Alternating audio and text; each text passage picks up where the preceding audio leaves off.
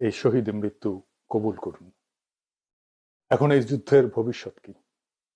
কেউ কেউ কইতেছেন ইরানের তো আসলে পাল্টা আঘাত করার মতো তেমন কিছু নাই, কিছু ক্ষেপণাস্ত্র ছাড়া। ক্ষেপণাস্ত্র ব্যয়বহুল, এইটার একটা স্টক আছে, সেটা শেষ হয়ে যেতে পারে দ্রুত। বিমান দিয়ে বোমা মারা অনেক বেশি কস্ট এফেক্টিভ, তাই এই যুদ্ধে ইরান টিকবে না।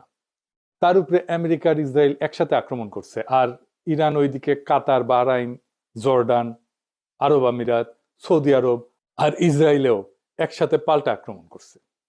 ইরান একা অসংখ্য শত্রুদের সাথে একসাথে লড়তেছে। একা এতগুলো রাষ্ট্রের সাথে একই দিনে যুদ্ধ বাধায় দেওয়ার ইতিহাস দুনিয়াতে আর একটা আছে কিনা মিলিটারি বিশেষজ্ঞরা বলতে পারবেন, আমি খুঁজে দেখছি, পাই নাই। এটি একটা অভাবনীয় যুদ্ধ, এমন যুদ্ধ আগে কখনো হয় নাই। ইরান একটা মরণ কামড় দিছে, এমন ভাবে যে আমি তো মরবই, তোমাদের সাথে নিয়ে মরবো, এই স্টাইলে। এই যুদ্ধে ইরানকে পরাজিত হবে।